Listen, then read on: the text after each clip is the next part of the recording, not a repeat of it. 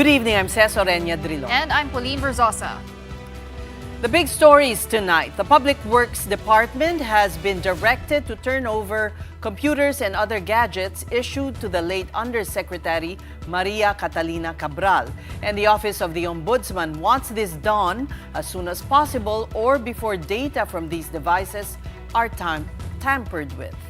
And Senate President Tito Soto says a reenacted budget, at least until the first week of the new year, is likely. That's if the executive branch does not scrutinize the spending bill even before it is formally ratified on December 29.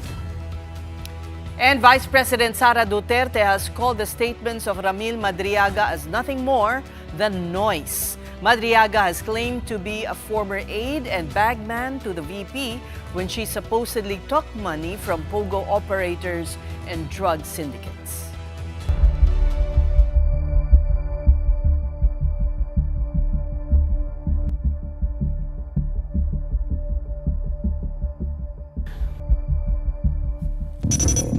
Days after the death of former Public Works Undersecretary Maria Catalina Cabral, authorities are rushing to secure all possible evidence she could have left in connection with the flood control scandal. Now, law enforcers are also leaving no stone unturned when it comes to possible foul play in Cabral's demise. And here is tonight's big story. The Office of the Ombudsman has ordered the Department of Public Works and Highways to immediately produce all gadgets, computers, and other electronic devices previously issued to resign Undersecretary Maria Catalina Cabral.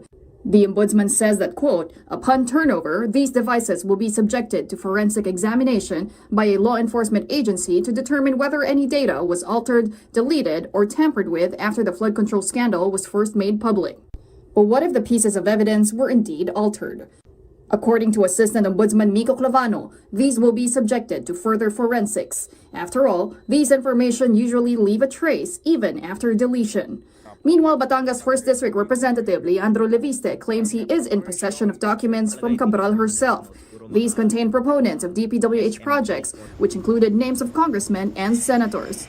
But what bewilders the neophyte lawmaker is that there are cabinet members and private individuals in the list who, to his knowledge, should have no hand in public works projects.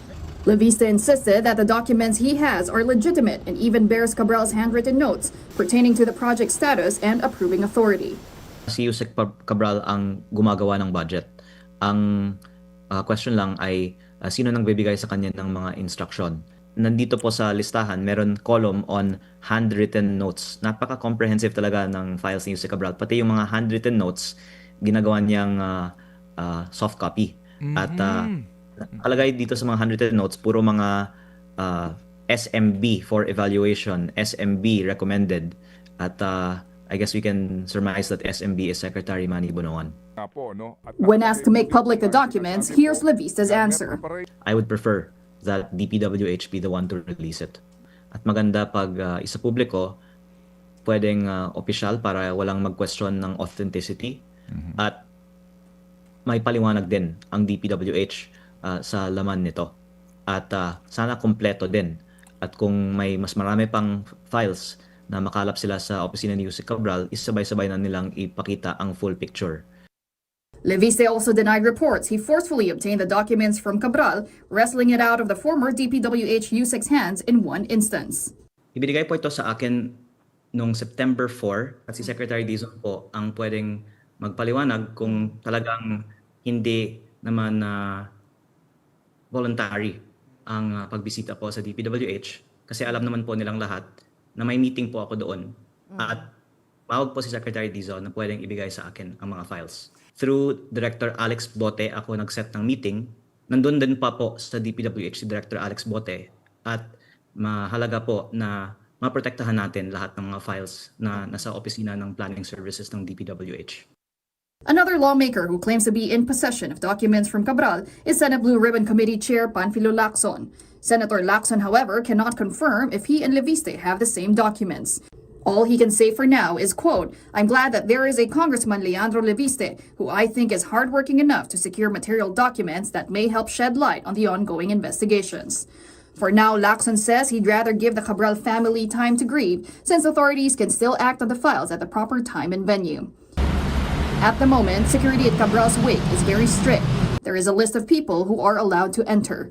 Over at the site where Cabral was found dead, police did a reenactment to cross-check the initial pieces of evidence they gathered. Based on the autopsy report, Cabral hit her head when she fell 20 to 30 meters off a ravine in Tuba Benguet. The area is part of Cannon Road. Her ribs, legs, and arms were also crushed as they came into contact with the rocky ground. Rose, a resident, told News 5 she had seen Cabral and her driver by the roadside the morning before the incident. May taong dalawa na babae at saka lalaki na ewan ko kung anong ginagawa doon. Nagsiselfie siguro no, o ano. Nung i-scan ko yung mga Facebook, yun naman. Sila rin yung nakita ko doon. Sila, yung kwan, yung damit. Alam niyo po na Oo, yun na yun. So, of all the photos taken in the scene, apparently it was this photo Cabral's driver took that has now gone viral on social media. DILG had confirmed the photo was legit.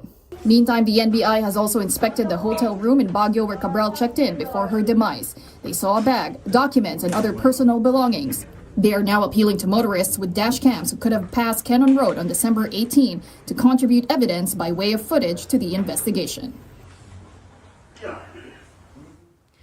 Now, in other news, the ratification of the 2026 General Appropriations Act has been moved to December 29.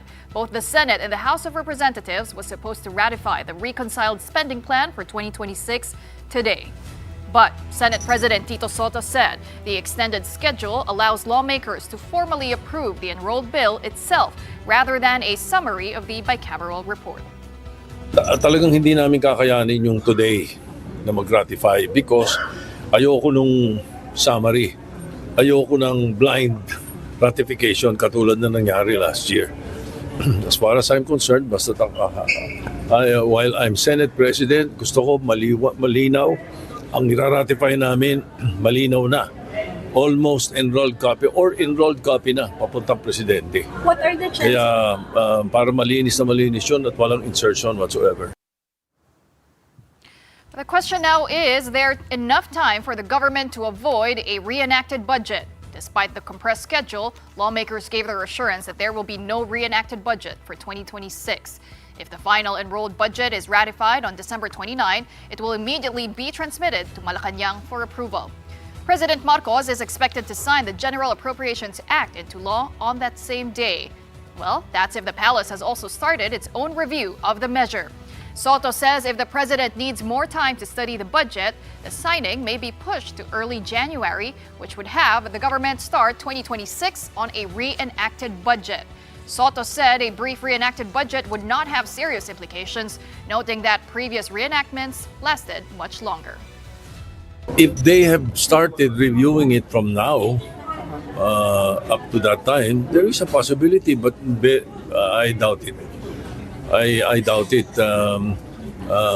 Perhaps somewhere like sometime like the first week of January would be ideal na review na nila yun.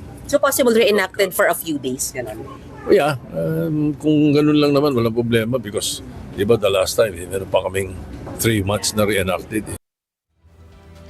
Meanwhile, before the lower chamber suspended its session today, House Speaker Boji D congratulated the House BICAM panel for ensuring a 2026 budget with no insertions. Sa inyong pamumuno at tiyaga, nakapagtapos tayo ng budget na maaaring pagkatiwalaan ng taong bayan. Isang budget na walang insertions, na hindi itinago, hindi minadali, kundi bukas sa mata ng publiko. This budget is historic, not only because the process was transparent, but because the priorities were very clear. It is a budget shaped by love for the country, a deep understanding of our people's realities, and genuine compassion for our kababayan. And still at the House of Representatives, a resolution was adopted expressing its condolences to the family of the late Antipolo Congressman Romeo Acop. House leaders led by Speaker Boji D introduced House Resolution 601 in recognition of ACOP's decades-long contributions to public order, good governance, and the rule of law. The lawmaker died last Saturday in his home at the age of 78. His family announced that his passing was due to a heart attack. Bago po tayo magpatuloy, hinihiling ko po ang sandali ng katahimikan at paggalang para sa isang lingkod bayan na tunay na nagsilbi ng may dangal at katapatan. Ang ating pong kaibigan, Representative Romeo Acop. He was a public servant who did not seek applause, but meaning hindi siya naglingkod para sa pagkilala, kundi para sa kapakanan ng kanyang mga kababayan at ng ating bansa. Senate President Pro Tempore Panfilo Lacson also expressed deep sadness over the passing of Congressman Acop. In a statement, Lacson said, and we quote, "I am saddened, even devastated to learn about Sir Romy Acop's passing. He was a dear friend, cavalier, upperclassman, and advisor." Lacson, a former Philippine National Police chief, said he will always remember how Acop prioritized cleansing the police force of scalawags and misfits. The senator also expressed his condolences to Acop's family, ending his statement with a line that the law enforcer turned legislator will surely be missed. We're just going to take a quick break, but coming up, one group has filed a string of complaints against the former finance secretary and the former PhilHealth chief for an earlier transfer of the State Health Insurance Fund to the National Treasury. The details of that when the big story returns. Keep it here.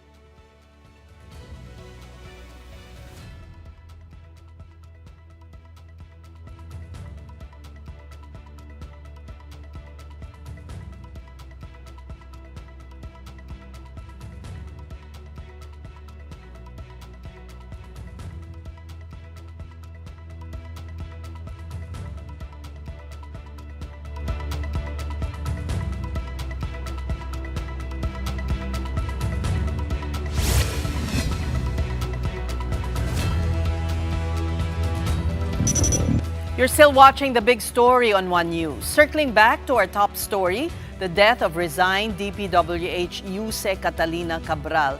There are conspiracy theories still, and some lawmakers like Caloocan Representative Egay Erice are questioning the circumstances surrounding her death. So we bring in Caloocan Congressman Egay Erice now. Good evening to you, Congressman. Welcome back to The Big Story. Good evening, Seth. Good evening. Congressman, you have a resolution urging an inquiry into the death of Yuse Cabral. You have reason to believe that there is something else, or there are other incidents that led to her death. Yes, I filed the resolution together with 10 lawmakers, including the members of the Liberal Party and Akbayan.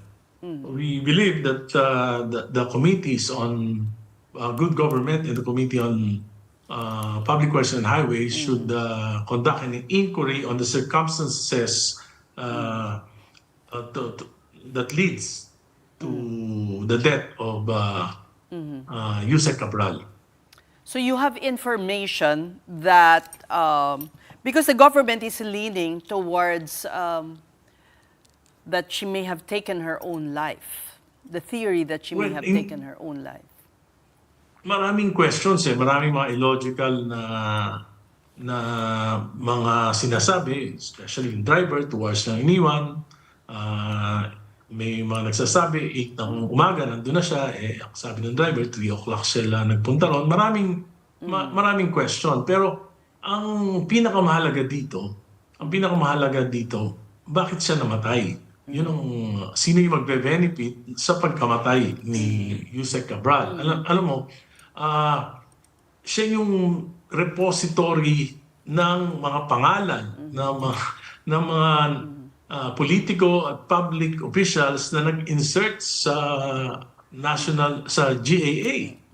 Yun kung saan napunta sa mga flood control ghost flood control projects, anomalous projects. Kaya siya yung may hawak, siya lang nakakaalam Siya kung yung sino susi. Siya yung susi.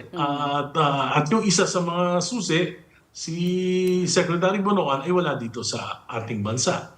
Pero maging si Secretary Bonoan, hindi siya yung repository. Talagang si Yuse Cabral. Kaya kinakailangan namin imbestigahan para mapatawag din namin yung kanyang mga, for example, yung Director for Planning. At hindi naman si Yuse Cabral na nag-i-encode ng lahat ng mga pangalan na yan. So may pinakita sa akin si Congressman Libiste na around 20 names of encoders ng mga flood control projects na ito during the 2025 budget. So yung gusto naming malaman at gusto naming malaman kung sino yung kausap niya sa DPWH, sa DBM, at sa iba pang ahensya tungkol dito sa mga proyekto na ito. So hindi yung gusto rin namin malaman. Congressman, kung ma-interrupt ko lang kayo, hindi yung pagkamatay niya, kundi yung alam niya ang inyong gustong imbestigahan. Kasama rin yung pagkamatay niya kasi may kaduda-duda nga ang daming mga balita na madalas talaga siya sa Baguio, hindi naman siya tumitira sa hotel sa isang mansion na hindi natin alam kung sino may-ari. Bakit hindi na-freeze yung kanyang account, nakakapag-withdraw siya freely, yan yung sinasabi ng driver niya. So, bakit hindi na-freeze samantalang alam ng gobyerno, meron Anong mansyon po yung sinasabi nyo? Kaninong mansyon yung kanyang tinitirahan doon? Ay, hindi namin alam. Pero ang sinasabi, madalas na nakatira, na nag-stay pagkatapos siya mag-resign, yan yung sabi ng driver, pagkatapos siya mag-resign, madalas siya sa isang mansion dyan sa Baguio City. Ang isang parang nakakapagtakang disclosure ni DILG Secretary Remulla ay yung lugar na yon ay kung saan nagkaroon ng kontrobersya yung netting sa mga bato, di ba? Sa gilid ng bundok. Yes. He disclosed this. So, ano ba yung tingin ninyo doon? Oo, marami talagang tanong. Maraming tanong. Pero ang pinaka-importante sa amin, bakit naging insufficient at napakabagal ng gobyerno para makuha lahat ng information kay Yusek Cabral. Samantalang alam na alam naman ng gobyerno na siya lahat ng repository nito. Di ba? Yes. Dapat siya ang una eh. Uh, aside from Yusek Bernardo, si Yusek Bernardo kung may kaalaman yan, siguro yung part of the insertions. Pero may kaalaman ng lahat ng insertions na yan, si Yusek Cabral. Bakit hindi siya pinapatawag? Mas tama ka, Bakit, Congressman, no? Yusek Cabral was really a central figure when it came to this flood control scandal. But going back to your resolution, Kong, how soon do you expect this to be taken up by the appropriate committee? And meron po ba kayong suporta from your colleagues? Yan ang kailangan. Kailangan namin na supportahan kami ng aming mga colleagues kung gusto natin malaman yung katotohanan. Congressman, it's been 4 days na since the untimely passing of Yusek Cabral. But have you been doing your own investigation as well? May mga lumapit po ba sa inyo with information about some of the activities of Yusek Cabral prior to her death? Yes, maraming mga nagbibigay sa akin information. Pero yung actual accident, kung accident o yung actual incident, alam mo, hindi dapat kagad i-conclude na suicide eh. Kasi alam mo, may technology naman eh. Yung Google Earth, nung araw na yun, maliwanag, may exact location, coordinates, may exact na timeline. So, madali yung makita sa Google Earth. Dapat yan siguro yung gawin ng gobyerno. Kami, susubukan namin, yung aking mga staff niya, pinukuha yung mga exact coordinates, then we'll ask some providers na tingnan yung actual incident. What's the nung pangyayari niya. What's the sense of your colleagues there in Congress? Because remember, tinigil na yung investigasyon dahil may ICI na. Wala na ngayong ICI Oo ngayon. nga. Yung ICI, nasa ICU na. Lahat ng, maski yung Blue Ribbon hindi ko alam bakit si Senator Ping Lacson, ang dami niyang sinabi ng mga information, pero ayaw niya i-pursue. So, baka dead end rin ito itong inyong resolution. You don't have the numbers and your colleagues who may be implicated won't also be inclined to do this inquiry. Kaya tuloy-tuloy lang ang pakikipaglaban para sa katotohanan kasi kung mahal natin yung ating bayan, kung mahal natin yung kinabukasan ng mga anak at kabataan natin, hindi natin papayagan na ganito mangyari na walang conclusion, kundi paulit-ulit lang ito. Congressman, sa inyong paningin, sino po ba dapat ang isa-mon sa inquiry na ito to shed more light? And with that, I also wanted to ask about this list na sinasabi nga po ni Congressman Leviste that contains the proponents and the formula that Yusek Cabral allegedly crafted, yung BBM. Yes, ang gagawin namin, ang balak namin, kung papayagan ng liderato ng Kongreso, we'll summon all the employees of directly reporting to Yusek Cabral, including Director Alex Bote, who's the Director for Planning, yung mga encoders na nakalagay doon sa listahan, ni Congressman Libiste, ganun din yung counterpart ni Yusek Cabral sa DBM, at yung pagdating naman doon sa mga contractors na may mga nababanggit na contractors na medyo malapit kay Yusek Cabral, yun din may kailangan ding maimbestigahan. Yung mga dokumento na hawak ni Congressman Leviste, na ipakita na po ba niya sa inyo? Yes, nakita ko na yung medyo maliliit lang, medyo hindi ganun kalinaw yung aking mata, pero nakita ko yung mga listahan ng mga encoders. Lahat ng dokumentong supposedly binigay ni Yusek Cabral, napakita na niya sa inyo, pati yung mga handwritten notes? Hindi pa, hindi pa. Kasi actually actually yung hindi siya yung unang hindi namin siya kasama na nagplano dun sa resolution na yun nung na balita na magfa-file nga kami ng resolution. Tinawagan niya ako late yesterday evening hanggang 11 nag-uusap kami at sabi niya gusto niya maging part of the resolution at ipapakita niya sa akin yung records niya. So kanina nagmamadali kami, pinakita niya sa akin yung mga listahan ng mga encoders. So there's a way of verifying whether itong mga listahan ng insertions, diversions na kay Congressman Libiste ay yun din yung nasa listahan ni Jose Cabral. Dahil nandun pa naman yung mga encoders. Kaya nga dapat ang nakita ko, bakit hindi sinecure ng DPWH yung mga records ni Jose Cabral sa kanilang computers. Yeah, remember there was supposed to be a fire pa nga. Pero hindi naman doon hindi naman doon ang office niya Pero Okay.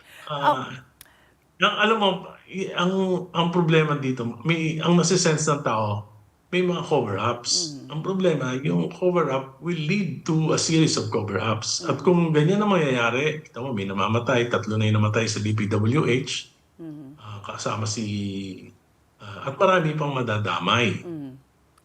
Pero Meron nga may Congressman, nakakausap nga akong contractors na wala naman silang flood control project na ghost, pero napiprease yung accounts nila. So yan yung at ang daming nawawalan ng trabaho, ang daming public spending. I'm sure by next year bababa pa lalo yung GDP natin dahil napakalaki ng epekto ng construction sa GDP natin. At bakit yung mga maliliit na mga Pilipino, mga mamamayan, mga negosyante, mga manggagawa, maapektuhan dahil lang dito sa ginawang kalokohan na ito. Kaya hindi pwedeng huminto. pero Congressman, I'd Para like sa to akin. I just like to ask you kasi may mga question din kung paano nakuha ni Congressman Leviste yung dokumento. There are allegations that he actually took these documents by force. Yes, I heard that. Pero kaya nga kailangan natin na tawagin mismo yung mga nag-encode para malaman natin kung totoo ito o hindi. At kailangan ma-secure natin ng gobyerno. Kung gusto talaga ng gobyerno na malaman yung katotohanan, dapat i-secure nila yung mga DPWH officials na ito. Paano, Congressman, just as a final question, how can we make sure that people with critical information are actually protected? Wala. Kaya nga, ang kinakailangan para hindi maulit ito, kailangan mag-imbestiga talaga ang Kongreso dahil mukhang nanahimik na yung Blue Ribbon, dahil yung ICI mukhang nasa ICU na. Kinakailangan, kaya nananawagan tayo sa mga kasama natin sa Kongreso na sobrang pahirap ang nangyari na ito sa pinakamaliliit nating mga Pilipino. Kami Congressman, naman, sa Liberal Party, hindi kami titigil. in Isa na lang closing, yung mahirap to dahil malalaking mga tao yung involved at kailangan ang aming motto dito, yung dalawang linya ng ating national anthem, bayang magiliw ang mamatay ng dahil sa iyo. We will pursue. in closing, anong assessment ninyo dito sa investigasyon ng gobyerno? We're about to end the year. Nangako sila na big fish will be in jail. And it's almost Christmas, wala pa rin. And they keep,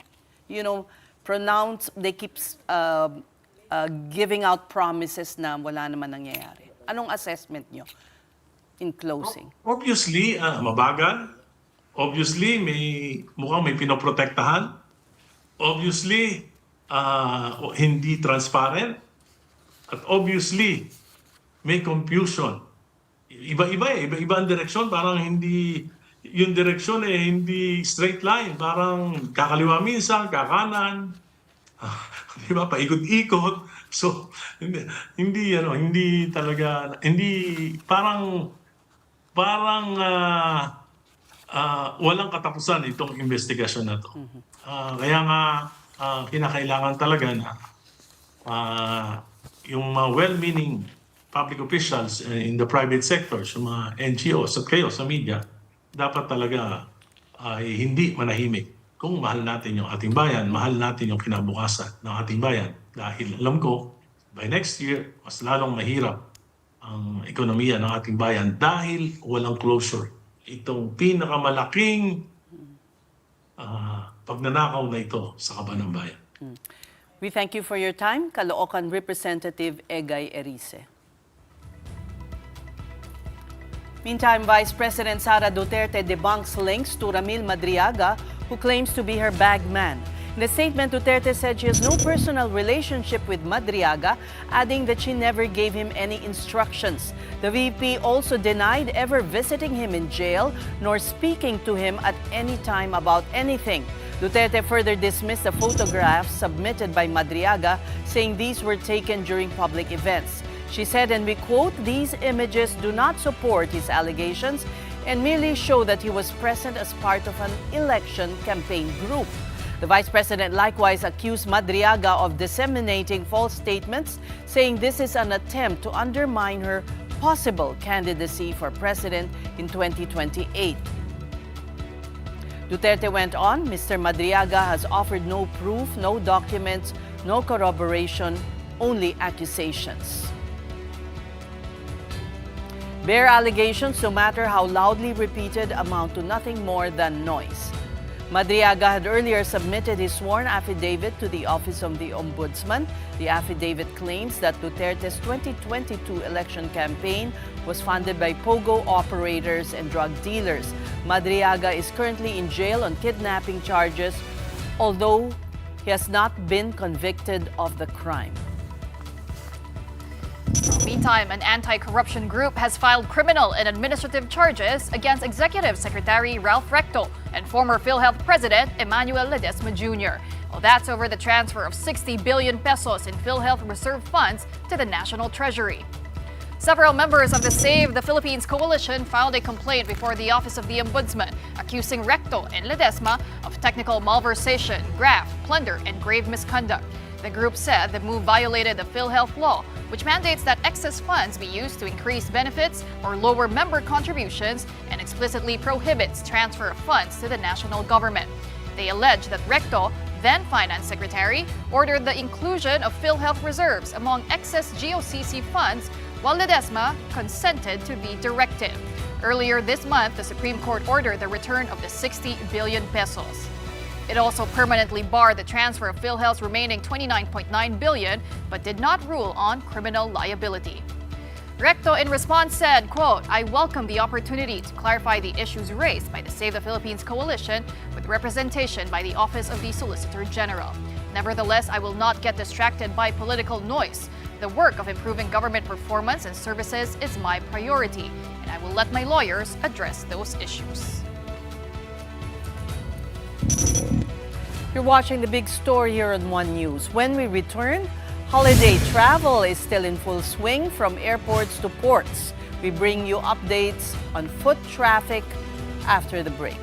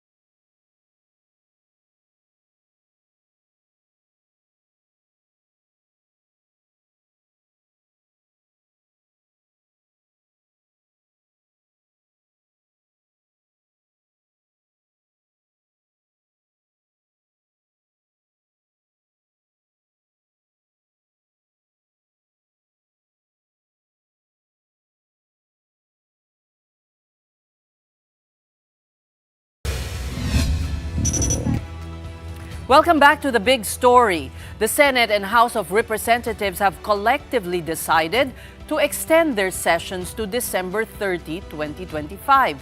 According to Senate Finance Committee Chairman Sherwin Gatchalian, this is to give ample time for the printing of the draft enrolled bill, as well as its signing with the Bicameral Conference Committee report on the 2026 national budget. From today, December 22nd, the ratification of the budget was pushed back to December 29, then transmitted to Malacanang for the scrutiny, final approval, and signature of President Bongbong Marcos, hopefully on the same day. Senate President Tito Sotto vowed that they will never allow a blind ratification. And at this point, we bring in Lanao del Sur 1st District Congressman Zia Lonto Adyong, who's also the Vice Chairman of the House Committee on Appropriations. Good evening, Congressman Adyong. Welcome to the big story. Yeah, good evening, Ces. Good evening, Pauline. Thank you for the invitation. So what were the challenges today? Was what we were expecting a signing or a ratification? Well, we were just waiting for the finality of the printing of the bicameral report. Naturally, it would also go through the process of reconciling all the line items as discussed during the BICA meetings, and eventually it will be printed out. We're talking here of not 2 pages, we're talking of thousands of pages, and it requires ample of time. So there's no, if you ask me, it's a good thing that we have live streamed the discussion.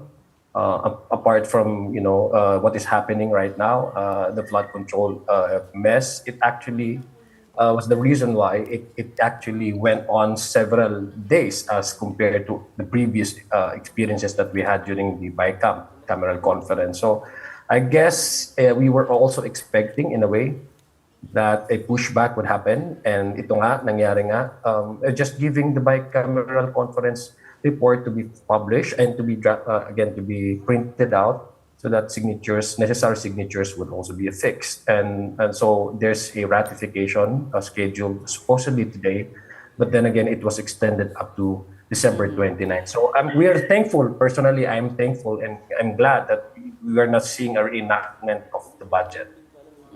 But Senator Tito Sotto still sees that possibility that there may be a reenacted budget, at least for January of next year.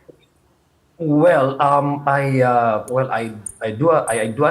do respect the opinion of Senate President Tito Sotto, but I'm coming from a position where I could safely say that since the bicameral conference debate and discussion was already over, we already had the initial understanding that both the Senate contingent and the House contingent, for that matter, agreed on contentious and conflicting provisions, disagreeing provisions in the submitted HGAB, as opposed also to the version of the Senate. So my understanding is it would only be reenacted if there is no consensus reached between these two contingents, meaning if there's a stalemate or deadlock as far as the disagreeing provisions in the line item of HGAB versus that of the Senate is concerned. So currently, right now, we do understand, based on the pronouncement of Senator Gatchalian, the chairman of the Finance Committee, with his counterpart from our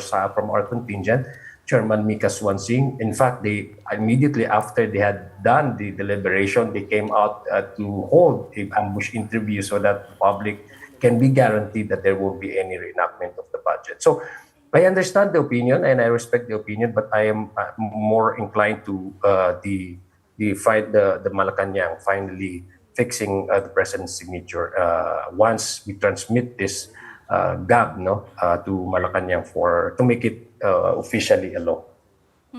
But Congressman, are you confident that President Bongbong Marcos will indeed sign this by December 29, on the same day that you will be transmitting this to Malacanang?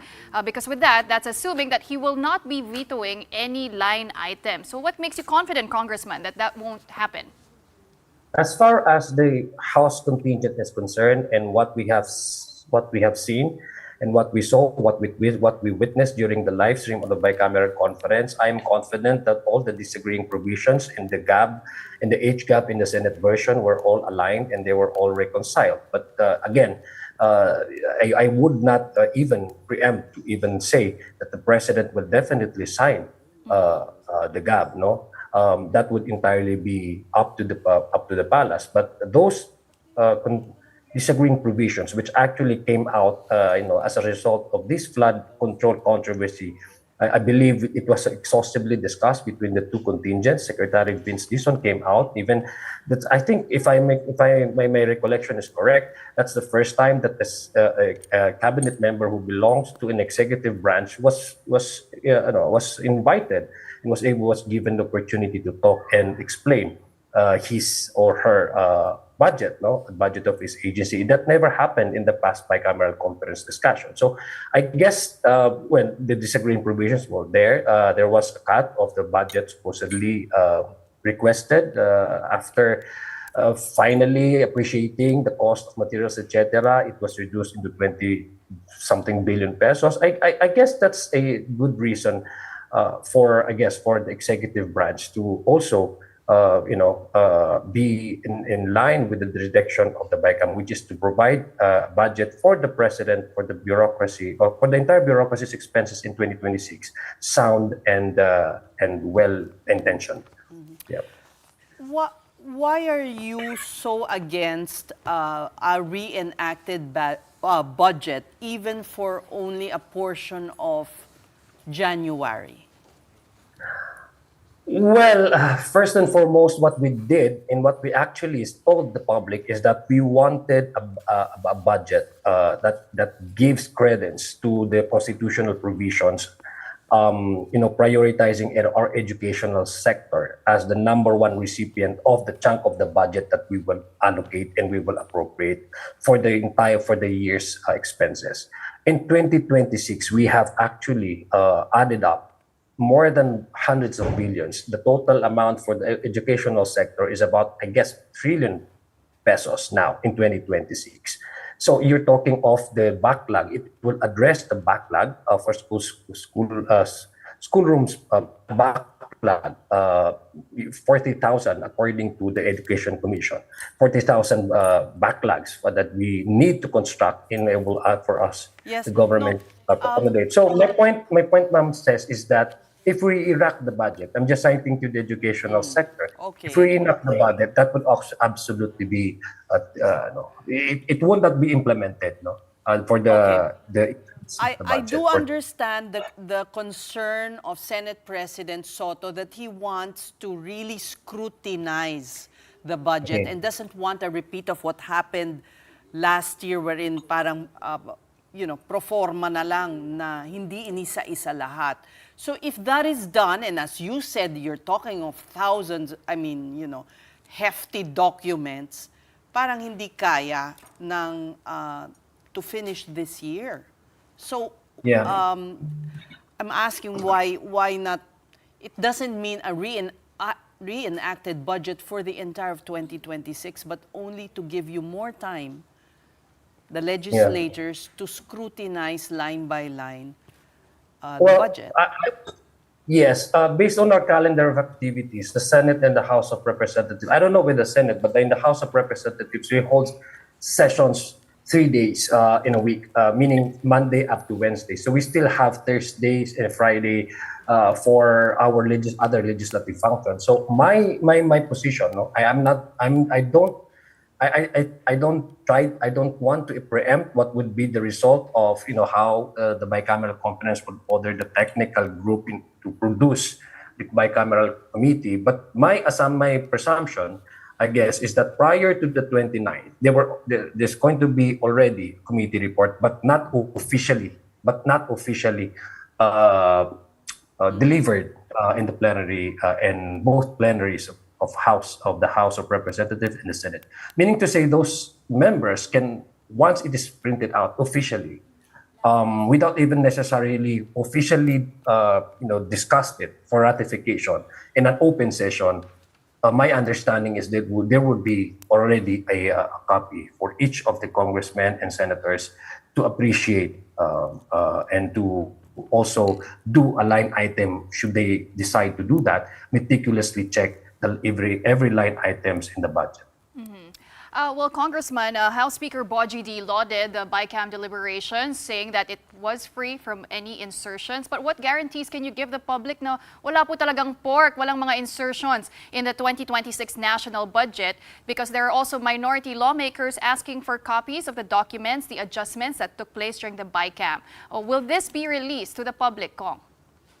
Well, first and foremost, I'd like to clarify when you talk about by insertions, that is a line item that is not present under the NEP, meaning to say it was inserted and behind closed doors. Normally, what we've seen in the previous GAA was it was inserted during the bicameral conference. That's why we had the bicameral conference live stream live so that people would know kung ano nangyari po dyan. So it big sabihin, the line items that was discussed, all the line items that were discussed and voted upon by the House of Representatives were all products of the submission of the executive branch under the NEP, the National Expenditure Program. But there is also we called about appropriation. There's also that mandate for the House of Representatives to readjust, increase and decrease each of the line items discussed in the committee and then discussed in the plenary. So everything was done not only by a proper and a legal manner, but it just was also live streamed and documented well by the public. So when you talk about So, insertion, Congressman, walang insertion pero may pork. there is, soft yes, pork. I would agree. Yes, I would agree that there is, but the part that we are talking here about is if it's a lump sum budget, but all the budget that was submitted and the NEP were line items, right? So it's just a matter of increasing, decreasing, and there are also a lot of agencies that kasi karamihan po sa mga budget talaga ng mga agencies, hindi yun yung original na sinasabit nila sa DBCC. Some of the budgets were reduced because of the utilization rate. And once we hold the committee deliberation, some agencies even request the sponsors for their budget to increase a certain line items, and that's the power of the House. That's what you call balancing all the. But you have also be conscious about the ceiling. You cannot go beyond even a single cent. Hindi mo po pwede yun. So once you increase a certain funding, you also have to point out which line item would you reduce the funding based on the utilization rate and the implementation of the projects. Okay, so we'll see each other again on December 30. Thank you, Ma'am. All right, thank you for talking to us, Congressman Thank you. Zia Alonto Adyong. And with just 3 days left before Christmas, travel hubs Across the country are bracing for heavier volume, starting with the country's main gateway. At the Ninoy Aquino International Airport, passenger traffic is expected to rise by 5% to around 2.5 million travelers. The new NAIA Infracorp, or NNIC, says more than 13,700 flights will be handled during the peak period, with Terminal 3 seeing the heaviest volume. Just last Saturday, the airport set a record with over 171,000 passengers and 950 flight movements in a single day. NNIC said recent upgrades, including biometric immigration e-gates, have helped ease congestion during peak hours. Well, the scene is just as busy on the ground. In Quezon City, bus operators report more than 100,000 passengers traveling last Friday to Sunday alone. Despite full terminals, walk-in passengers are still being accommodated, with regular bus deployments keeping wait times manageable. At the Araneta Busport, trips to Calabarzon, Mimaropa, and Bicol operate on a first-come, first-served basis. Davao-bound trips are mostly full, with only 3 to 4 chance passengers accepted per bus. And operators expect passenger volume in Cubao to double through Christmas Eve. And further south, the Parañaque Integrated Terminal Exchange, or PITEX, is also packed. That's because more than 500,000 passengers passed through the terminal from Friday to Sunday alone. As of 2 p.m. this Monday, over 107,000 passengers have already been recorded.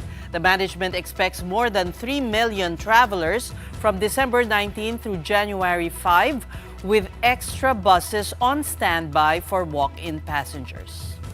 And the Philippine Coast Guard is also reporting heavy sea travel. As of early today, more than 74,000 outbound and nearly 67,000 inbound passengers have passed through ports nationwide. All Coast Guard units are on heightened alert until January 4, with additional inspections in place to ensure safe Christmas travel. And speaking of the holidays, one of this year's Metro Manila Film Festival entries, Manila's Finest, is holding its red carpet premiere tonight. And for more details, we have Denise Valdesancho reporting to us live from Quezon City. Hey Denise, what's happening there so far? Pauline, we are here at the Gateway Mall 2 in Cubao for the much anticipated premiere night of Manila's Finest, this year's MMFF entry of Signal TV and Quest Ventures. Lead actor Piolo Pascual graced the red carpet along with the film's director Raymond Red and the whole cast. While actor Enrique Gil wasn't able to attend the event, his fans were still present, showing their unwavering support for the film. Also in attendance were prominent figures from the media and entertainment industry, including Manny V. Pangilinan, Quest Ventures and Signal TV President and CEO Jane Jimenez Basas, TV5 President and CEO Guido Zaballero, and MQAA Head of Talent Management Johnny Manahan. Manila's Finest is an action drama film that focuses on the lives of elite law enforcers as they navigate high-risk missions while confronting personal and professional challenges. The film also highlights themes of duty, sacrifice, and brotherhood in the midst of serving and protecting the city. Pauline, following its star-studded premiere, Manila's Finest is set to hit the cinemas this Christmas. Back to you. All right, well, we can't wait to see that in cinemas. But for now, thank you very much for that report. That was Denise Valdesancho reporting to us. Meantime, it's holiday in jail for the so-called queen of contractor Sara Diskaya. She is our big picture tonight. And the many instances her fingers made it to the headlines for all the wrong reasons. In September, she flashed a finger heart to reporters when she visited the Justice Department one weekend to turn over evidence. Then, Sara and her husband Curly were applying as state witnesses in the flood control scandal. The DOJ found the gesture insincere and complacent and told Mrs. Diskaya to, quote, behave accordingly. And who could forget the day of her arrest on December 18? We all saw how she went through standard arrest procedures, including fingerprinting at the National Bureau of Investigation. And when it came time for her medical examination before detention in Cebu, Sara flashed a dirty finger to the media who asked how she felt. Diskaya is now at the Lapu-Lapu City Jail with her co-accused over an alleged ghost project in Davao Occidental. They have filed an urgent motion with the court to allow them to be returned to NBI custody while awaiting arraignment set for January 5, 2026. I wonder what she'll do next with her fingers. But I couldn't make it out though in that picture. Which one? The last one? Yeah. It was definitely the dirty finger. Oh, was it? She was doing that. Maybe she should use her fingers to pray, di ba? Yun na lang, magdasal na Oo lang. nga. Teka muna, saan ba yung jail na may dancing Inmates? in Cebu? Inmates. Yeah, it's Kaya Cebu. nga, in Lapu-Lapu ba? Oh, Alamin natin yan. Oo. Baka Oh. maghina-hinay lang siya, she can Sali na lang siya doon sa Sali siya doon. sayawan. Oo. sali siya doon. Anyway, Anyway, that will do it for us here on The Big Story this Monday. See you again tomorrow at 7:30 and thank you for watching. kapatid, we are One News, all sides, all the time. Have a good night. Do stay tuned because coming up next is Play-by-Play with Andre Felix and Cheska Liton-Calao. Happy Monday, guys. Happy Monday. Narinig niyo yung nag-birthday siya, Pauline? Yes. Di ba? What's your name again? What's your name? What's your name? What's your name again? Wanna know what I'm wearing? What? Pero you know what? British. All these investigators were so focused on Sara Diskaya, ganyan-ganyan. hindi na masyadong binigyan ng importansya si Yusek Cabral. Tama. Kailangan lahat.